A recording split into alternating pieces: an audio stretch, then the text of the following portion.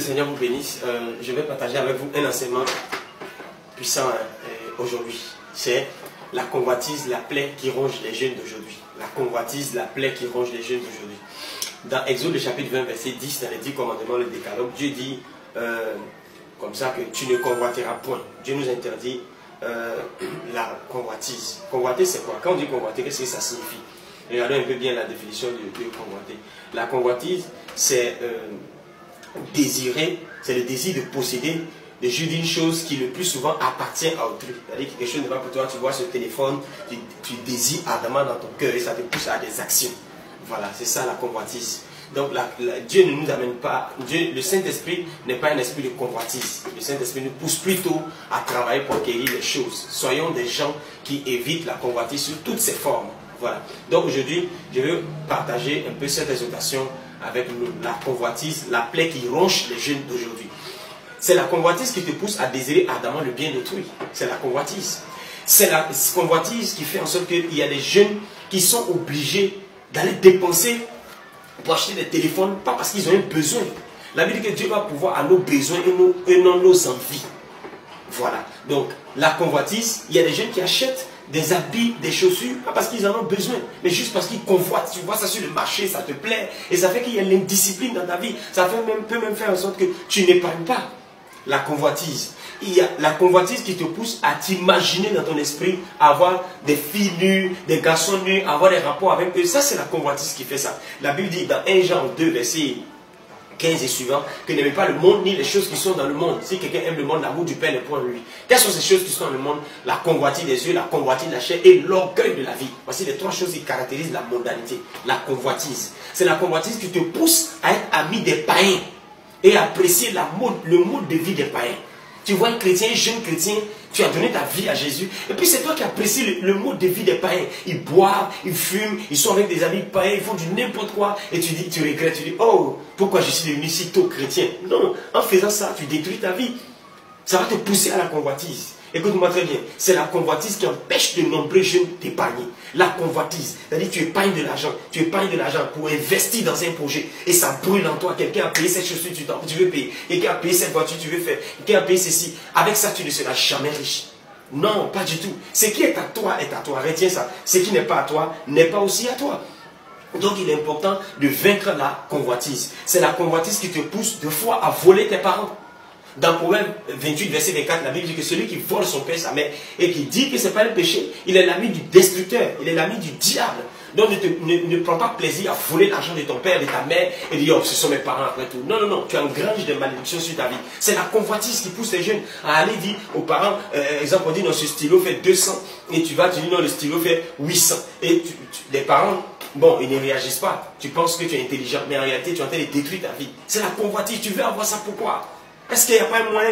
Tu n'as pas déjà un? D'autres en ont, ils ont un stylo, mais ils veulent en avoir 3, 4, 5 comme les autres. C'est la convoitise. Nous sommes dans un monde aujourd'hui rempli de convoitise.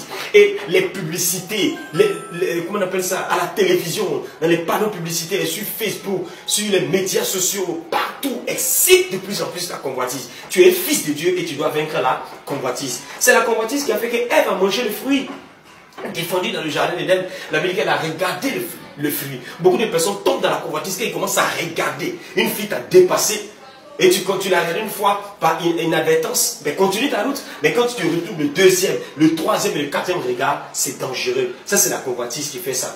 C'est la convoitise qui a fait que David, pendant que les rois allaient en guerre, lui, il est resté à la maison. Il a vu la femme de son serviteur Uri. Il était en hauteur, il avait toute nuit, elle se lavait. Il a convoité dans son cœur et il a donné l'ordre pour qu'on envoie Uri. Et vous savez qu'est-ce qui s'est passé?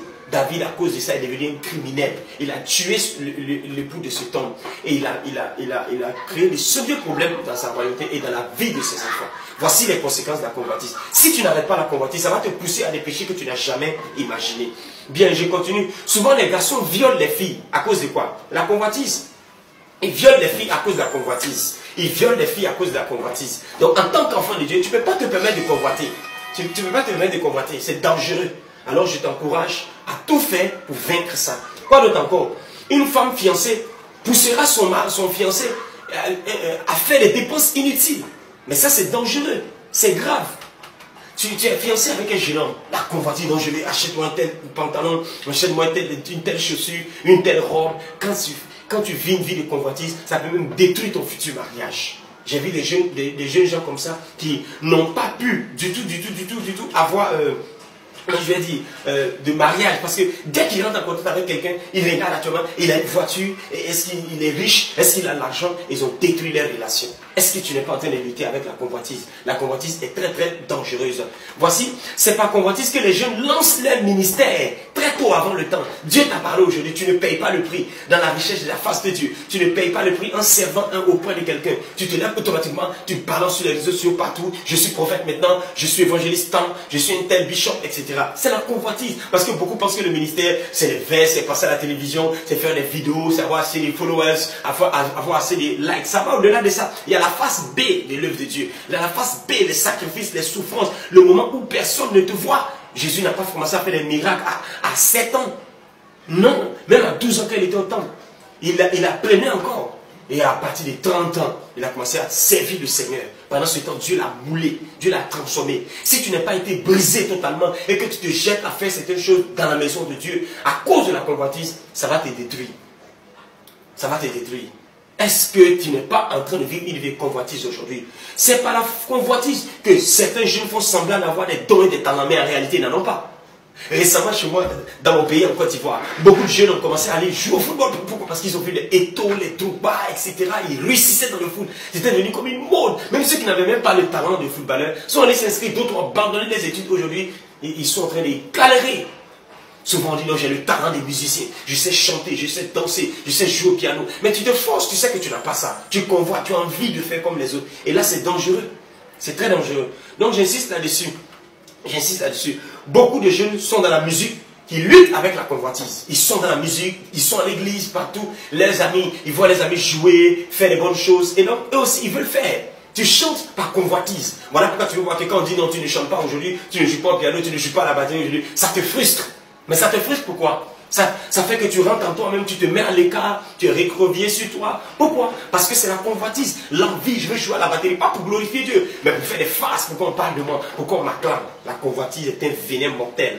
Oui, c'est la convoitise qui pousse les jeunes d'aujourd'hui à changer la couleur de leur peau. Beaucoup de filles noires deviennent claires, garçons aussi. Mais pourquoi? C'est la convoitise. C'est la convoitise et c'est dangereux. C'est un mal dangereux. Voilà. Quoi d'autre encore? C'est la convoitise qui pousse de nombreux jeunes à, comment on appelle ça, à rester dans le fauteuil de la paresse.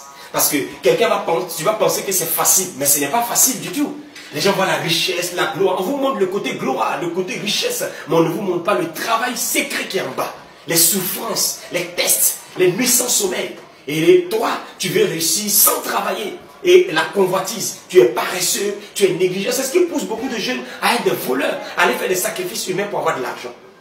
Alors je vais m'arrêter là ce soir pour dire à un jeune homme que tu peux vaincre la convoitise parce que Jésus a vaincu la convoitise. Si tu n'arrêtes pas la convoitise va te conduire à la suspicion. Puisque tu n'as pas quelque chose, tu vas avoir forcément. Qu'est-ce que ça va faire? Ça va t'amener à douter des autres, à parler mal des autres, à critiquer les autres, à les envier. Et c'est cette convoitise qui pousse à la jalousie, à la comparaison et quoi? Même à la sorcellerie, à vouloir tuer quelqu'un parce que tu convoites quelque chose qu'il n'a pas.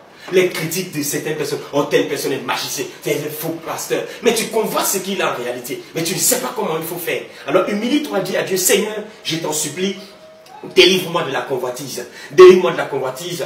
Oh, et je vais servir le Seigneur avec passion. C'est par convoitise que certaines personnes refusent d'aller faire le ministère dans les endroits où il y a la pauvreté. Beaucoup de personnes ne veulent pas servir les jeunes parce qu'ils se disent que les jeunes n'ont pas l'argent. Donc ils voient les collègues hommes de Dieu. Ils ont de l'argent, ils ont des voitures, ils ont des biens matériels, etc. Et du coup, ils sont excités. Ils sont heureux, ils disent on doit faire la même chose. Et quand Dieu les envoie dans les endroits désertiques, dans les villages au fin fond de la forêt, dans les endroits reculés là-bas, dans les montagnes, ils disent non mais je vais aller faire quoi là-bas? On ne va pas me voir, on ne va pas voir que je suis puissant, on ne va pas voir que je suis extraordinaire. Le plus important c'est de faire la volonté de Dieu. L'amour du monde, le désir de paraître, afin qu'on a laissé des armes à certaines religions. Alors je vais m'arrêter là ce soir pour dire à chaque jeune qu'il est temps pour toi de vaincre la convoitise. Si Dieu t'a donné ce téléphone est à toi. Cela ne veut pas dire qu'il ne faut pas apprécier quelque chose. Tu peux apprécier, bon ça c'est beau, ça c'est joli à voir, c'est fantastique, c'est merveilleux. Ok, c'est pas un problème. Mais cela ne sous-entend pas que tu dois t'asseoir, regarder, envier, désirer. Non, c'est compliqué. Ça devient un péché. Tu ne convoiteras pas. Rappelez-vous du verset dans le début que je vous ai donné dans Exode le chapitre 20, le verset 17. Alors je m'arrête là. Chers amis, vous avez été bénis par ce message. N'oubliez pas de liker et surtout abonnez-vous afin que chaque vidéo qui sera faite, que cela vous soit signifié. Que la main de l'Éternel soit sur vous là où vous êtes. Au nom puissant de Jésus-Christ de Nazareth. Amen. Shalom.